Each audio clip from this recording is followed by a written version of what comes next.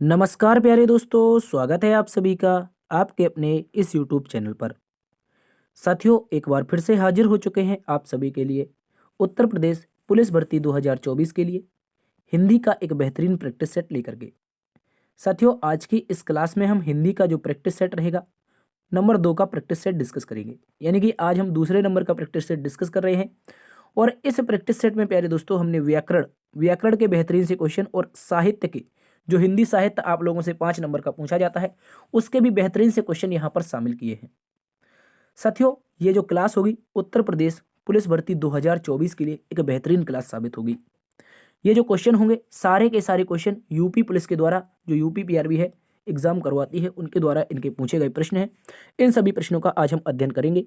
कुछ इस प्रकार से प्रश्न रहेंगे जैसे कि आप देखेंगे क्वेश्चन नंबर 30 को लिखा है भाव विलास और रस विलास कृति के लेखक कौन है। भाव विलास रस विलास कृति के बारे में जानेंगे। इसके अतिरिक्त क्वेश्चन नंबर 16 लिखा है जो भेदा ना जा सके वाक्यांश के लिए एक शब्द क्या होगा। बेहतरीन तरीके से इस तरह के बेहतरीन क्वेश्चन रहेंगे जो कि सारे के सारे इंपॉर्टेंट है आप सभी के यूपी पुलिस के लिए। शुरुआत करते हैं साथियों आज की इस क्लास की। आपसे चाहेंगे कि आप लोग इस क्लास को एक बार से अपने दोस्तों में जरूर शेयर कीजिएगा। देखो साथियों, यदि आपको इस क्लास का पीडीएफ प्राप्त करना है, इस क्लास का हम लोग अनसोल्ड पीडीएफ आप लोगों को दे देंगे DS sir official Telegram group पर। यहाँ पर आपको फ्री ऑफ कॉस्ट पीडीएफ मिलेगा। इसका यहाँ पर आपको जो क्लासेस होती हैं यहीं पर पीडीएफ मिलता है। इसके अतिरिक्त जो इंपॉर्टेंट इन्फॉर्मेशन है ये भी यहाँ पर साझा की जाती है। साथियों, चाहो तो आप हमें डीएस सर ऑफिशियल 13 नाम से इंस्टाग्राम पर फॉलो कर सकते हैं। यहाँ पर आप अपने हिंदी और रीजनिंग अथवा जीएस से संबंधित जो भी डाउट है वो आप हमसे पूछ सकते हैं। चलिए दोस्तों, शुरुआत करते हैं आज की इस क्लास की। पहला प्रश्न है आसान प्रश्न आप सभी के सामने है, इसका सभी प्यारे मित्र उत्तर बताएंगे। क्वेश्चन में कहा है इनमें से जिनका जन्म अंडे से होता है को व्यक्त करने वाले कौन से एक शब्द हैं। बताएंगे कौन सा एक शब्द है जिनका जन्म अंडे से होता है। ये एक वाक्य दे रखा है, जिनका जन्म अंडे से होता हो उसके लिए कौन सा व्यक्त करने वाला सही शब्द होगा। दोस्तों, अंडे से जन्म होने वाले व्यक्ति के लिए अंडे से जन्म होने वाले को क्या कहा जाता है? अंडज कहा जाता है। क्या कहा जाता है? अंडज। इसको जब हम तोड़ते हैं तो इस तरह से तोड़ा जाता है अंड, अंड प्लस जा। और हमने कल बताया था जा का मतलब क्या होता है? जन्म से। क्या होता है? जन्म से होता है। इस बात को याद रखेंगे। तो अंडे से जन्म लेने वाला अंडज हो जाता है। अगर बात करेंगे दोस्त अंत्यज की, ये भी मोस्ट इंपोर्टेंट है, एग्जाम में पूछा जाता है। अंत्यज की बात होती है तो याद रखेंगे निम्न कुल में जन्म लेने वाला। ये क्वेश्चन पूछा जाता है दोस्त आपसे। निम्न कुल में जन्म लेने वाला तो लिख लेंगे निम्न कुल में जन्म लेने वाला कौन हो जाएगा? जन्म लेने वाला। तो बोलेंगे सर इसको अंत्यज कहा जाता है एक शब्द के लिए। ठीक है, इस बात को आप सभी याद रखेंगे। प्रश्न नंबर 1 का सही उत्तर बनेगा विकल्प नंबर दोस्त सी। ठीक है, इसको याद रखेंगे। अगले प्रश्न में आएंगे क्वेश्चन नंबर 2 आप सभी के सामने है। इस प्रश्न का भी सभी प्यारे दोस्त उत्तर बताएंगे। प्रश्न में कहा गया है निम्नलिखित में से अमृत का अनेकार्थी शब्द नहीं है। ये इंपॉर्टेंट तरीके से याद रखना है। उसने पूछा नहीं है, अमृत का अनेकार्थी ऐसा कौन सा है जो नहीं है, ये बताना है दोस्त। क्या हो जाएगा इस प्रश्न का सही जवाब? अमृत को क्या स्वर्ण कहा जाता है, क्या पारा कहा जाता है, या दूध कहा जाता है, या मोती कहा जाता है? तो आप बोलेंगे सर इनमें से ऐसे 3 विकल्प हैं जो अमृत के पर्यायवाची हैं, जिनमें से ये आप कह सकते हैं अनेकार्थी हैं। अमृत को स्वर्ण के नाम से जाना जाता है, अमृत को पारा के नाम से जाना जाता है तथा दूध के नाम से। जबकि अमृत को दोस्त हम मोती के नाम से नहीं जानते हैं। जो इसका क्वेश्चन का आंसर बनेगा, क्योंकि ये पूछा है कि कौन सा नहीं है, तो सही उत्तर बनेगा मोती। मोती साथियों इसका अमृत का अनेकार्थी शब्द नहीं है, इस बात को याद रखेंगे। अगले प्रश्न में सभी प्यारे दोस्त बताएंगे इसका उत्तर क्या होगा।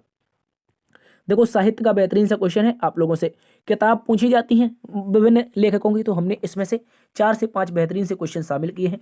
लिखा है अमृतलाल नागर के उपन्यास मानस का हंस की कथा वस्तु क्या है। अमृतलाल नागर प्यारे दोस्तों एक कवि हुए हैं। इन्होंने एक उपन्यास लिखा है। ठीक है, प्रसिद्ध लेखक हैं। इन्होंने एक उपन्यास लिखा है मानस का हंस।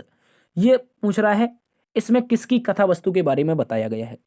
तो दोस्तों मानस के हंस की बात करते हैं तो तुलसीदास जी ने एक रामचरितमानस लिखी है और उसी कारण अमृतलाल नागर ने इनको कहा गया है, इन्होंने लिखा है मानस का हंस। ये किसके जीवन पर है?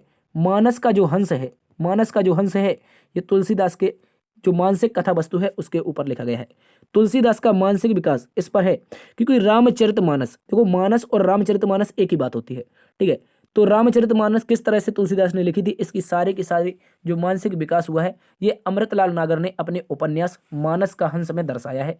इस बात को आप सभी याद रख लेंगे। ठीक है दोस्तों, बेहतरीन सा क्वेश्चन है। अगले प्रश्न की ओर चलते हैं। अगला प्रश्न है गंगा मैया उपन्यास के लेखक कौन है। जल्दी से बता देंगे सभी मेरे प्यारे साथी कि जो गंगा मैया होगा वो कौन से किसके द्वारा लिखा गया उपन्यास है। साथियों समय व्यर्थ नहीं करेंगे, सही उत्तर आप लोगों का भैरव प्रसाद गुप्त बनेगा। क्या बनेगा? भैरव प्रसाद गुप्त आप सभी का सही उत्तर है। 1918 में बलिया जिले में उत्तर प्रदेश में जन्मे भैरव प्रसाद गुप्त के द्वारा ये लिखा गया उपन्यास है। एक बेहतरीन सा है। इसमें भारतीय ग्रामीणों के जीवन संघर्ष को दर्शाया गया है।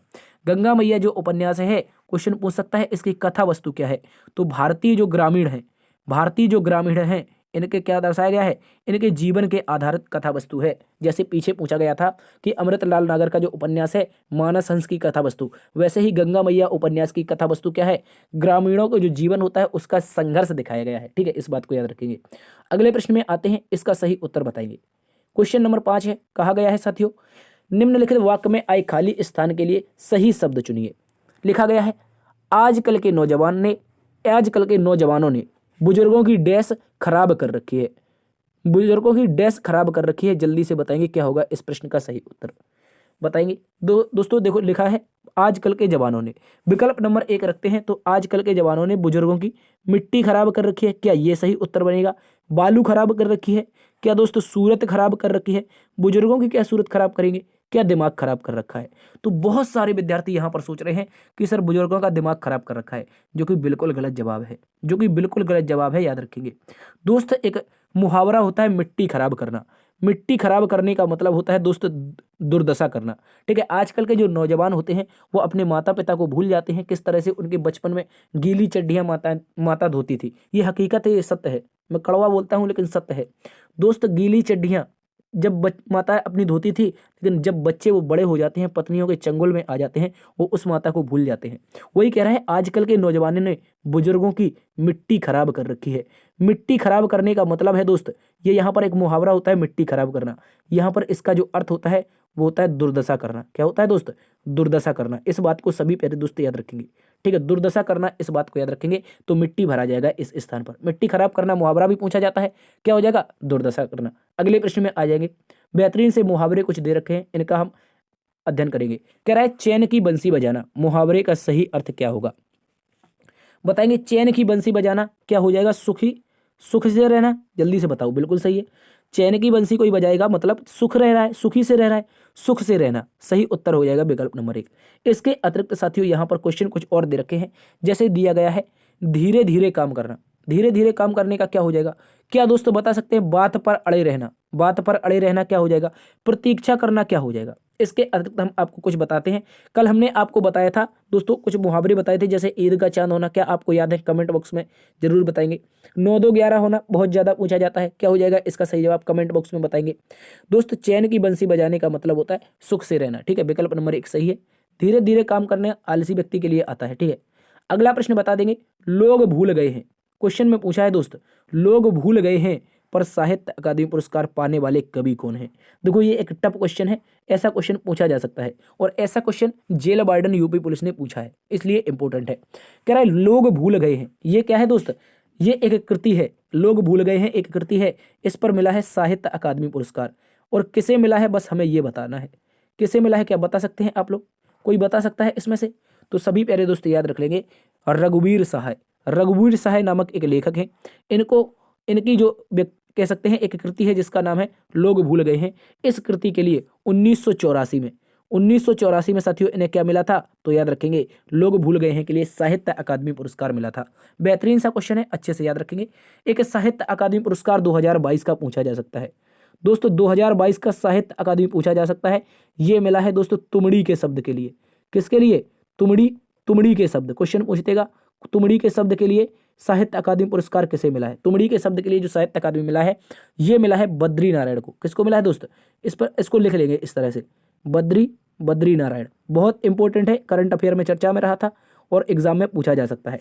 2022 का साहित्य अकादमी किसे मिला है? तो बोलेंगे तुमड़ी के शब्द नामक कृति है। कृति किसकी है? तो बद्री नारायण की। अगले प्रश्न में आ जाएंगे, इसका उत्तर बता देंगे। कह रहा है इनमें से उसी समय को व्यक्त करने वाला कौन सा एक शब्द है?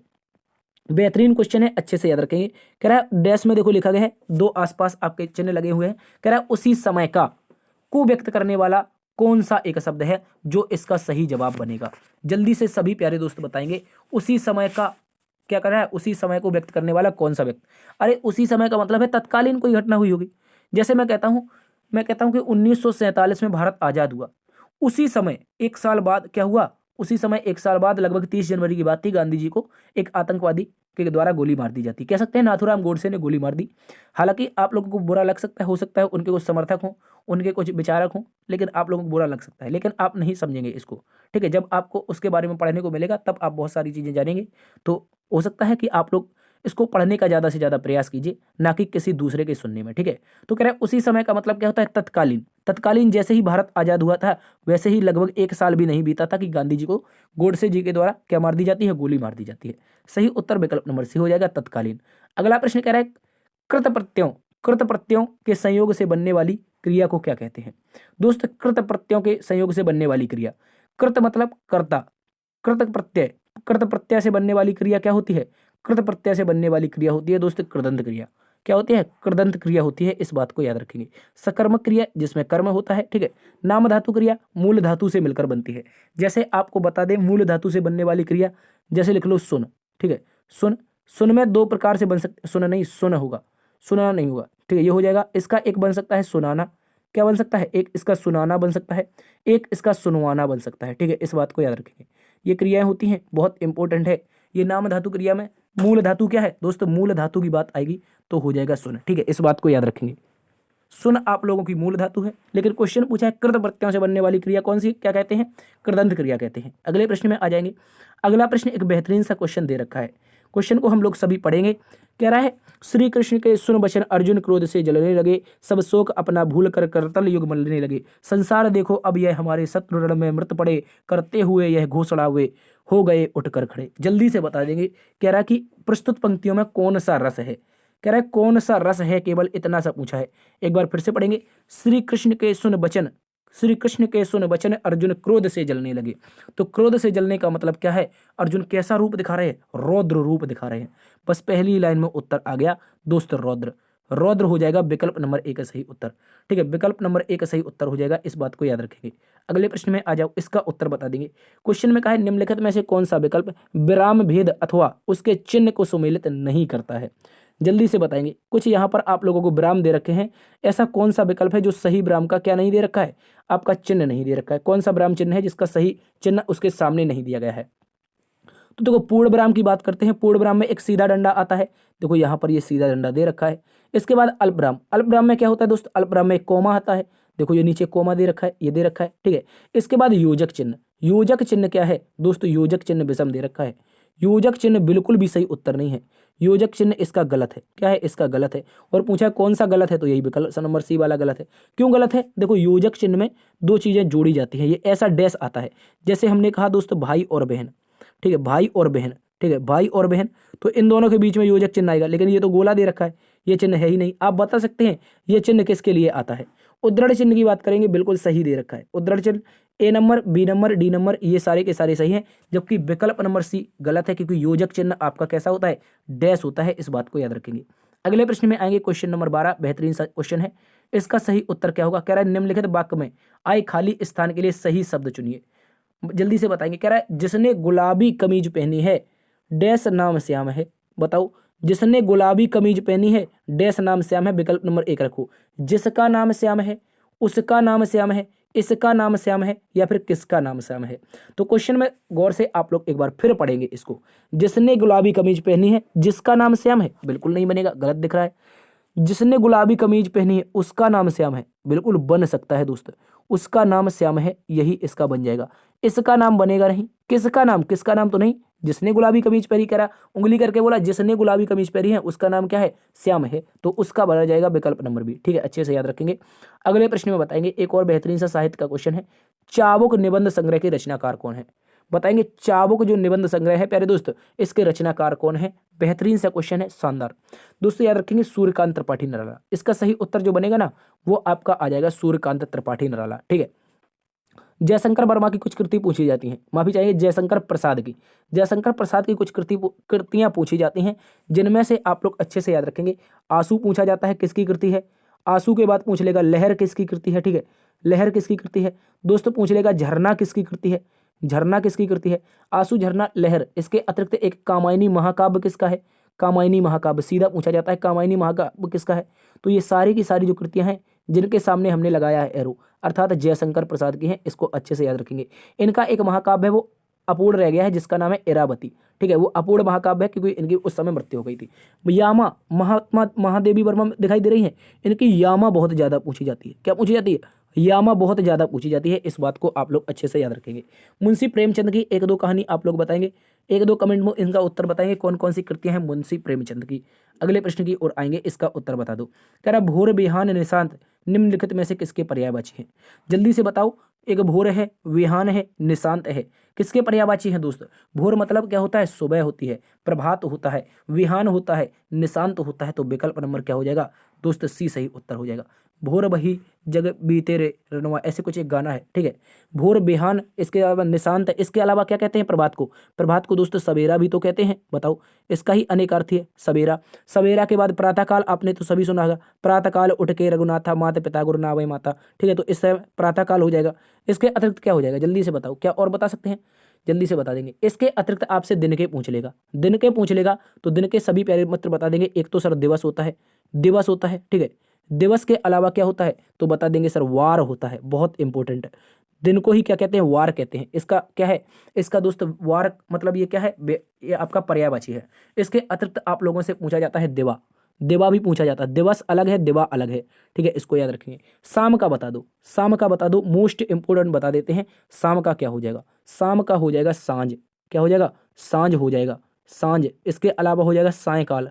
क्या हो जाएगा? सायंकाल हो जाएगा। ठीक है, सायंकाल हो जाएगा।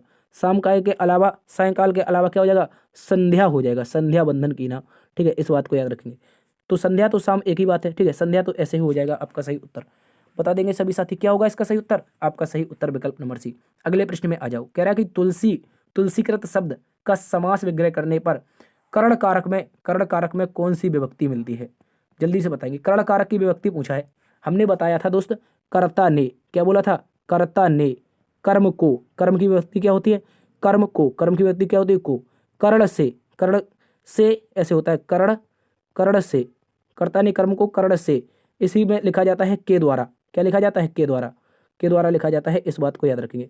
तो कर्ता की विभक्ति पूछिए, क्या कहीं पर से दे रखा है? बताओ, से दे रखा है? कहीं पर नहीं दे रखा है। तो द्वारा तो दे रखा है, बोलो। से नहीं दे रखा है तो के द्वारा तो दे रखा है। देखो ये दे रखा है द्वारा। तो विकल्प नंबर एक क्या हो जाएगा? सही उत्तर हो जाएगा। क्या हो जाएगा? विकल्प नंबर एक सही उत्तर हो जाएगा। इसका जो विग्रह करेंगे वो लिखा जाएगा तुलसी द्वारा कृत, तुलसी, तुलसी द्वारा कृत। ठीक है, इस तरह से याद रखेंगे। तुलसी द्वारा कृत आप लोगों का बनेगा। और ये कौन सा है? ये तीसरी व्यक्ति है, कर्ण। ठीक है, इस बात को याद रखेंगे। विकल्प नंबर कौन सा हो जाएगा? विकल्प नंबर ए सही उत्तर हो जाएगा। इस बात को याद रखेंगे।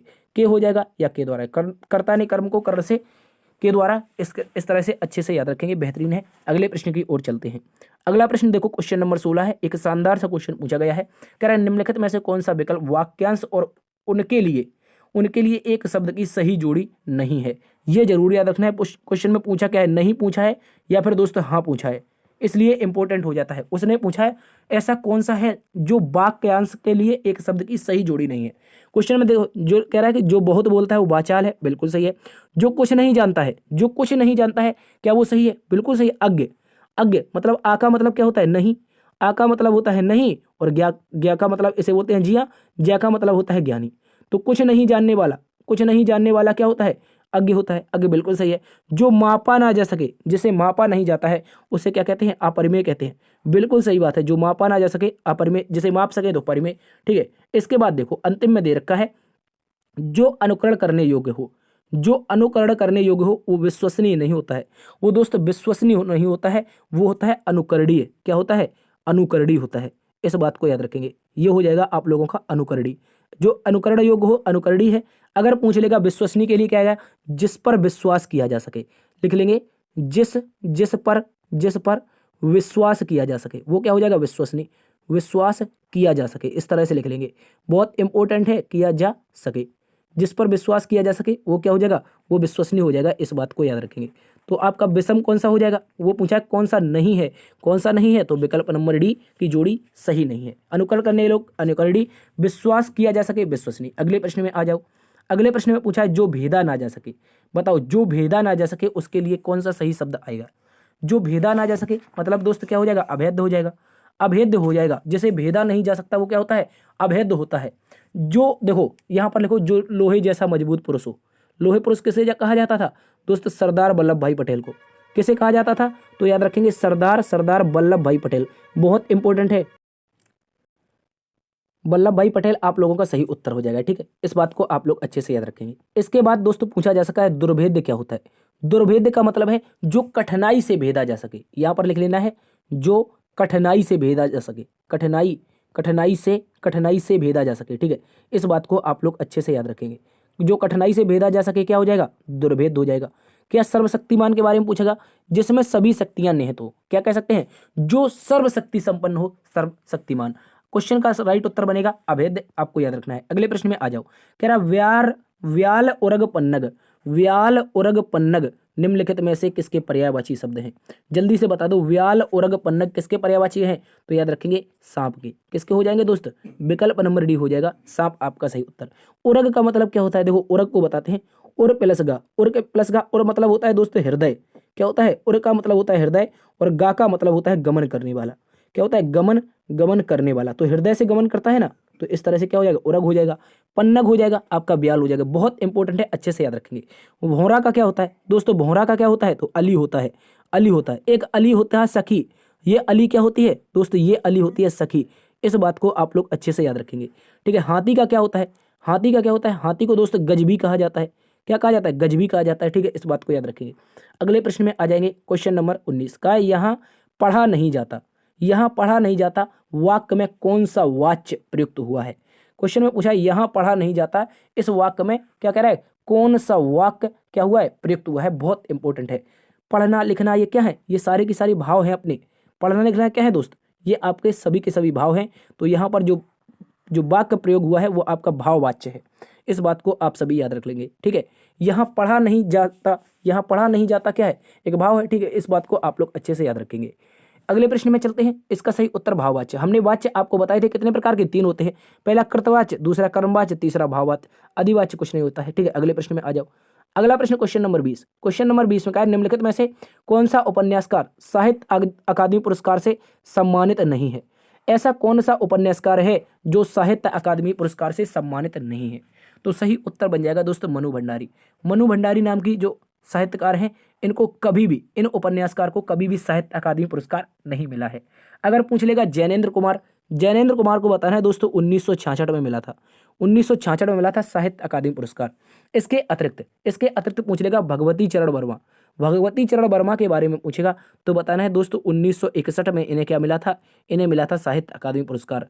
अगर अमृतलाल नागर की बात करेगा तो अमृतलाल नागर को मिला था 1967 में। ठीक है, 1967 में। 2022 का कैसे मिला है, 2022 का मिला है बद्री नारायण को। ठीक है, इसके अतिरिक्त ये पूछा जा सकता है कि साहित्य अकादमी पुरस्कार कितनी भाषाओं में मिलता है, कितनी भाषाओं में मिलता है, तो ये पूछा जा सकता है। कितनी भाषाओं में मिलता है दोस्त, याद रखिए 24 भाषाएं। 24 भाषाएं कौन कौन सी हैं, 22 तो आपकी 8वीं अनुसूची की हो जाएंगी। इसके अतिरिक्त एक हो जाएगी आपकी राजस्थानी। ठीक है, एक हो जाएगी आप लोगों की राजस्थानी। ठीक है, राजस्थानी। एक हो जाएगी इंग्लिश। इनमें मिलता है साहित्य अकादमी पुरस्कार। इसको आप लोग अच्छे से याद रखेंगे। अगले प्रश्न में आ जाओ। अगला प्रश्न बेहतरीन तरीके से बताएंगे आप सभी। कह रहा है निम्नलिखित में से कौन सा विकल्प शब्द उसके अनेकार्थी शब्दों की जोड़ी सही नहीं है। यही पूछा है, ऐसी कौन सी जोड़ी है जो अनेकार्थी के लिए विकल्पों की सही जोड़ी नहीं है। कह रहा है अंक चिन्ह। अंक चिन्ह का मतलब क्या होता है, भाग। क्या ये सही उत्तर है, जल्दी से बताओ।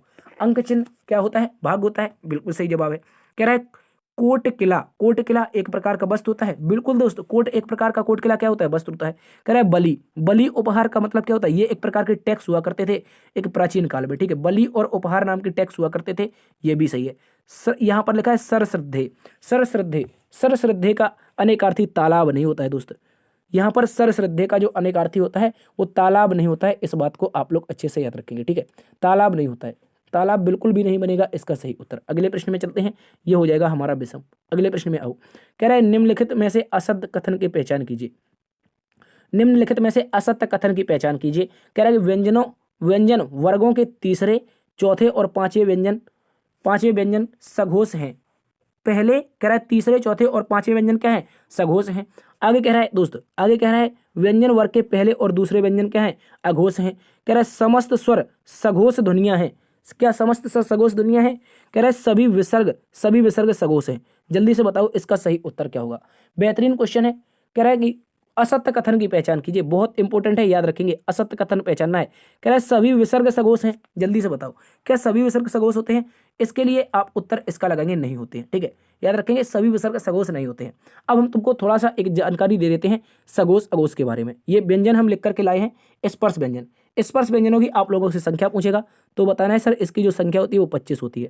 कितनी होती है? स्पर्श व्यंजनों की जो संख्या आएगी प्यारे मित्र वो आपकी 25 आएगी। इनको हम कुछ इस प्रकार से बांटते हैं, ये हम लोगों के एक तरफ वर्ग हो जाएंगे, के वर्ग, चे वर्ग, टे वर्ग और ते वर्ग, ठीक है, इनमें याद रखेंगे। इनमें हम कुछ इस प्रकार से इसको बांटेंगे, इस प्रकार से बांटेंगे। ये हमारा पहला हो जाएगा, ठीक है, ये पहला होगा। इसके बाद हम दूसरे नंबर को अलग कलर से बांट देंगे। दूसरा नंबर का दोस्त यहाँ पर हो जाएगा, ठीक है, ये हमारा दूसरा नंबर का हो जाएगा। तीसरा नंबर का अलग कलर से फिर से बांट देंगे तो तीसरा हमारा यहाँ पर हो जाएगा, 1 मिनट, तीसरा हमारा ये वाला हो जाएगा, 1 मिनट यार, ठीक है, तीसरा हमारा ये वाला हो जाएगा, इस बात को याद रखेंगे। इसके बाद चौथा देखो, चौथा देखेंगे तो यहाँ से आएंगे, चौथा देखेंगे तो यहाँ से आएंगे सभी लोग, चौथा यहाँ पर हो जाएगा। और इसके बाद देखेंगे पाँचवें नंबर का देख लेंगे तो पाँचवा नंबर हम लोगों का इस तरह से हो जाएगा। देखो इसको हटा देते हैं, फालतू बना रहे हैं, इसको सीधा नंबर दे दो। ये हमारा 1 नंबर है, ये हमारा 2 नंबर है, ये हमारा 3 नंबर है, ठीक है, ये 3 नंबर है और यहाँ पर हो जाएगा हमारा 4 नंबर। इसके बाद यहाँ पर हो जाएगा हमारा 5 नंबर, ठीक है, बस इतना सा याद रख लो।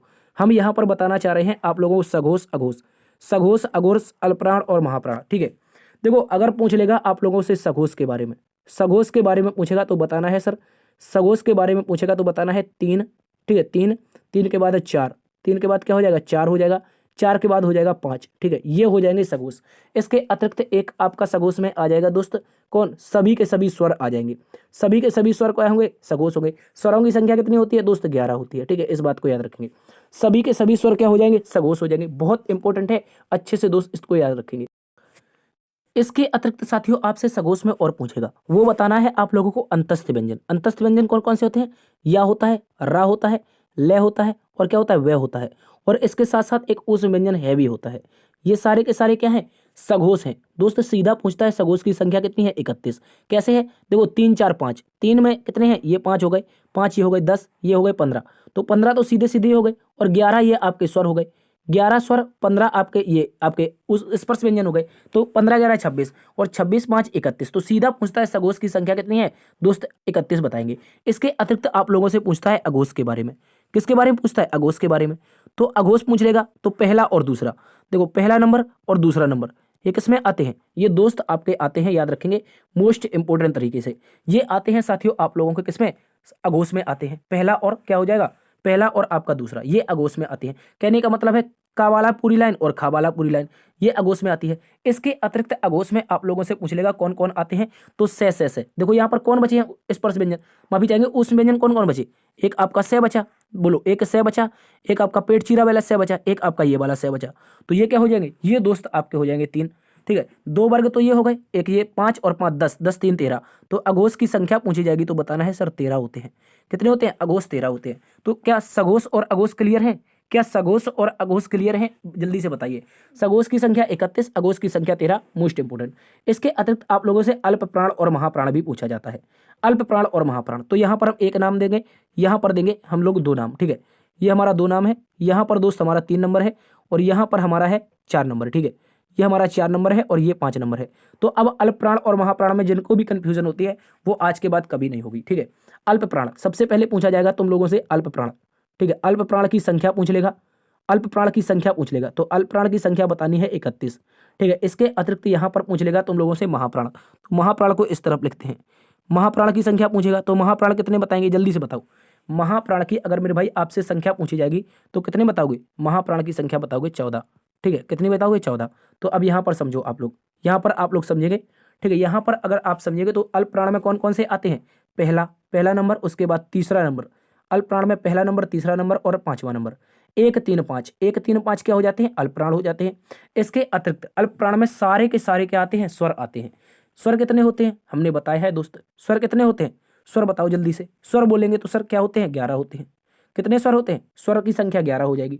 ठीक है, 3 15 11 26 हो चुके हैं। 26 में और कौन कौन आएंगे, और कौन कौन आएंगे ये भी पूछ लेगा।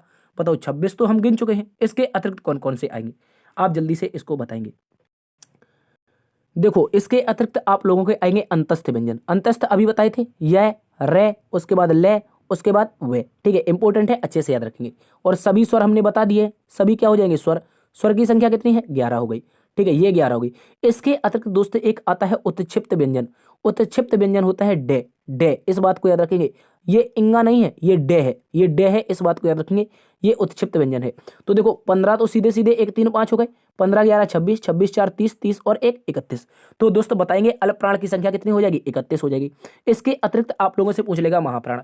महाप्राण कौन कौन से हैं? तो महाप्राण में समवर्ग, मतलब कि दूसरे नंबर का वर्ग, और यहाँ पर आपका, यहाँ पर चौथे नंबर का वर्ग। ठीक है, महाप्राण में पहले पहले नहीं होगा, पहला नहीं होगा, महाप्राण में होगा आपका दूसरा और चौथा। अल्प प्राण में होंगे 1 3 5। ठीक है, इसको याद रखेंगे। तो 10 तो सीधे सीधे दोस्तों ये हो गए। इसके अतिरिक्त कौन कौन से हैं महाप्राण में? तो एक उत्क्षिप्त व्यंजन आपका एढ़ा बचा है। एढ़ा बचा है, बोलो, ये उत्क्षिप्त व्यंजन है दोस्त, एढ़ा बचा है, इसको याद रखेंगे। इसके अतिरिक्त क्या हो जाएगा? इसके अतिरिक्त आपके ऊष्मी व्यंजन हो जाएंगे। ऊष्मी व्यंजन हो जाएंगे से। कौन हो जाएंगे? से। इस बात को याद रखेंगे, एक ये से, एक ये आप लोगों का से, एक आपका ये वाला से। ठीक है, पेट चीरा वाला। तो 10 4 14 हो जाएंगे, इस बात को याद रखेंगे। महाप्राण की संख्या 14 हो जाएगी, इस बात को आप लोग अच्छे से याद रखेंगे। इसके अलावा यार कहीं कहीं आपको हा भी मिलता है। ठीक है, इसको कंफ्यूजन है, यहाँ पर आप सुधार लेंगे। अब नए रूप में जब आए हैं, इसकी जो एडिटिंग हो चुकी है, यानी कि सुधार के साथ जब इसको आया है, तो 15 इनकी संख्या बताई गई है, यहाँ पर 15 कर लेंगे। ठीक है, यहाँ पर से है, ये तो 4 इस व्यंजन हो गए, इसके बाद ये उत्क्षिप्त व्यंजन। ठीक है, और 10 ये हो गए। तो जो विद्यार्थी पढ़ते हैं वो तो आप लोगों को ये समझ में आएगा, और जो नहीं पढ़ते हैं, जो वन लाइन फैक्ट मांगते हैं, उनको बिल्कुल भी समझ में नहीं आएगा। अल्प प्राण और महाप्राण जो कि आपके कोर्स के हिस्से हैं, इनको हमने आप लोगों को बता दिया अच्छे तरीके से। अब चलते हैं अगले प्रश्न की तरफ। अगला प्रश्न पढ़ो, कह रहा है निम्नलिखित में से सही वाक्य की पहचान करो। कह रहा है श्री कृष्ण के अनेकों नाम थे। अनेकों नाम गलत हो जाएगा, श्री कृष्ण के अनेक नाम थे। जल्दी से बताओ, श्री कृष्ण के अनेक नाम थे, क्या ये सही उत्तर है? Question number 23। श्री कृष्ण के यहाँ पर फिर से आया है अनेकों नाम।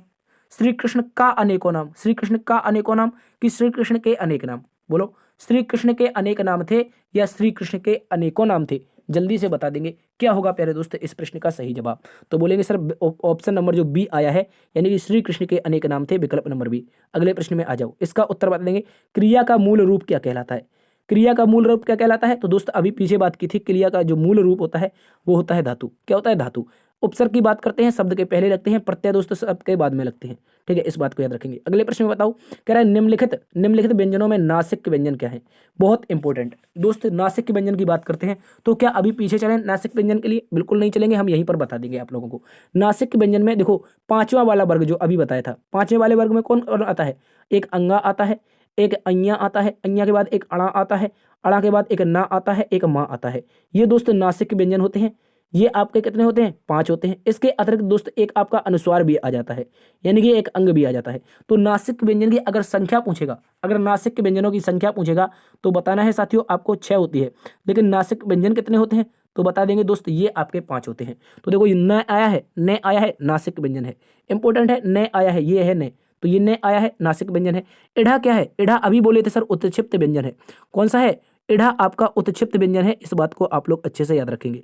च क्या है? च स्पर्श व्यंजन है, और ये से क्या है? से उस व्यंजन है। अगले प्रश्न में आओ, कह रहा है कि निम्नलिखित प्रश्न में सही वाक्य की पहचान कीजिए। जल्दी से बताओ इस प्रश्न का सही वाक्य क्या होगा। प्रश्न में कहा गया है दोस्तों, वे धीमे स्वर में बोला। वे धीमे स्वर में बोला बिल्कुल गलत है, वह धीमे स्वर में बोला ये सही हो जाएगा। ठीक है, वह धीमे स्वर में बोला ये सही हो सकता है। आगे देखो, वह धीमे स्वर में बोला, ये भी गलत, ये भी हो गया। अरे रे रे रे, यहाँ पर तो बोले लिखा है, देखो यहाँ पर बोले लिखा है, इस कारण ये गलत है। सही क्या होगा? विकल्प नंबर सी, वह धीमे स्वर में बोला। क्या हो जाएगा? वह धीमे स्वर में बोला, तो ये सही है। इसके अतिरिक्त वे धीमे स्वर में बोला, वे फिर से आ गया और यहाँ पर एक वचन, तो गलत हो जाएगा। सही उत्तर बनेगा विकल्प नंबर सी। ठीक है, इसको याद रखेंगे। अगले प्रश्न में कह रहा है मोक्ष प्राप्त शब्द में समास विग्रह करने पर कौन सी विभक्ति मिलती है? मोक्ष प्राप्त में क्या करना है? समास विग्रह। तो मोक्ष प्राप्त में क्या हो जाएगा? मोक्ष प्राप्त, इस तरह से लिखते हैं, मोक्ष प्राप्त। इसको जब विग्रह किया जाता है तो मोक्ष को प्राप्त, किस क्या हो जाता है इसका विग्रह? मोक्ष को प्राप्त। ठीक है, इस तरह से बनता है, मोक्ष को प्राप्त। ठीक है, इस बात को याद रखिए। तो क्या हो जाएगा आपका दोस्त? मोक्ष प्राप्त में हो जाएगा मोक्ष को प्राप्त। बहुत इंपॉर्टेंट है, अच्छे से आप सभी याद रखेंगे। क्या हो जाएगा? विकल्प नंबर आपका डी हो जाएगा, को लिखा हुआ है। अगले प्रश्न में आ जाओ। अगले प्रश्न में लिखा है सांप छछूंदर की गति होना। सांप छछूंदर की गति होना, कह रहा है मुहावरे का सही अर्थ क्या होगा। सांप छछूंदर की गति होने का मतलब है दोस्त असमंजस में पड़ जाना। कैसे असमंजस में पड़ जाना। एक कहावत है, भई गति तोर सांप छछूंदर केरी, ठीक है। ये ऐसी गति होती है यानी कि असमंजस, एक ऐसा डिसीजन लेना पड़ता है जब आपको कई दो, जैसे कहा जाता है आगे कुआ पीछे खाई, वैसे ही असमंजस में पड़ जाना सांप छछूंदर की गति, ठीक है होना। इस बात को याद रखेंगे, अच्छे से याद रखेंगे। विकल्प नंबर बी। अगले प्रश्न में आओ। 29 नंबर में लिखा है निम्नलिखित में से कौन सा विकल्प सुमेलित नहीं है। इस बात को बार बार मैं जोर दे रहा हूं, ये जरूर देख लेना है दोस्त। आप पता चले सुमेलित करके आ जाओ और दोस्तों वो आपका गलत हो जाए, ठीक है। इस बात को याद रखेंगे। तो बताओ इसका सही उत्तर क्या होगा। क्या होगा दोस्त इस प्रश्न का बिल्कुल सही जवाब। क्वेश्चन में कहा है अनुप्रास, कुछ अलंकार दे रखे हैं। पहले दे रहा है अनुप्रास समान व्यंजनों की आवृत्ति होती है। जल्दी से बताओ क्या ये सही जवाब है। अनुप्रास अलंकार में समान व्यंजनों की आवृत्ति होती है, बिल्कुल सही बात है, बिल्कुल सही है दोस्त। समान जो अनुप्रास होता है उसमें समान व्यंजन यानी कि जो पहला वर्ड होता है वो बार बार रिपीट होता रहता है। इसके बाद श्लेष, श्लेष शब्द में क्या होता है हमने कल ही बताया था। श्लेष में एक शब्द के दो या दो से अधिक अर्थ निकलते हैं। शब्द एक ही दिया जाएगा, दो या दो से अधिक अर्थ निकलेंगे, इस बात को याद रखेंगे, ठीक है। इसके बाद कह रहा है उत्प्रेक्षा। उत्प्रेक्षा में क्या होता है, उपमेय में उपमान की कल्पना और संभावना प्रकट की जाती है, ये बिल्कुल सही है। मतलब उत्प्रेक्षा में क्या होता है, उपमेय में उपमान की जो कल्पना होती है या फिर इसी को कहा जाता है संभावना, ये प्रकट की जाती है। लेकिन दोस्त देखो विकल्प नंबर डी में दे रखा है संदेह, जहां पर उपमेय में उपमान में संदेह प्रकट किया जाता है, ये बिल्कुल गलत है। यहां दोस्तों क्या होता है, यहां पर उपमेय और उपमान में ये डिसाइड नहीं कर पाते कौन सा उपमेय है कौन सा उपमान है। देखो यहां पर लिखा है उपमान में उपमेय का संदेह प्रकट, ये गलत है। यहां पर डिसाइड नहीं कर सकते हैं कि कौन सा उपमान है, ऐसे बोलते हैं। संदेह अलंकार में ये नहीं डिसाइड होता है कि कौन सा उपमान है, कौन सा उपमान है या फिर कौन सा उपमेय है, कौन सा उपमेय है। इस बात को याद रखें, ये डिसाइड नहीं कर सकते। कैसे डिसाइड नहीं कर सकते, देखो हम बताते हैं। इसका एक उदाहरण है संदेह अलंकार का। सारी विच नारी है कि नारी विच सारी है, सारी ही की नारी है या नारी ही की सारी है। इंपॉर्टेंट है, अच्छे से याद रखेंगे। इसमें डिसाइड नहीं कर सकते हैं उपमेय कौन है और उपमान कौन है, इस बात को याद रखेंगे। तो हमने उदाहरण क्या बताया था, आप लिख सकते हैं संदेह अलंकार के लिए। सारी विच नारी है कि नारी विच सारी है, सारी ही की नारी है या नारी ही की सारी है। इंपॉर्टेंट है, अच्छे से याद रखेंगे। अगले प्रश्न की ओर चलते हैं। आज का अंतिम प्रश्न है क्वेश्चन नंबर 30। क्वेश्चन नंबर 30 में कहा गया है भाव विलास और रस विलास कृति के लेखक कौन है। एक बेहतरीन सा क्वेश्चन है। भाव विलास और रस विलास के लिए महाकवि देव इसका सही उत्तर बन जाएगा। क्या बनेगा दोस्त, महाकवि देव।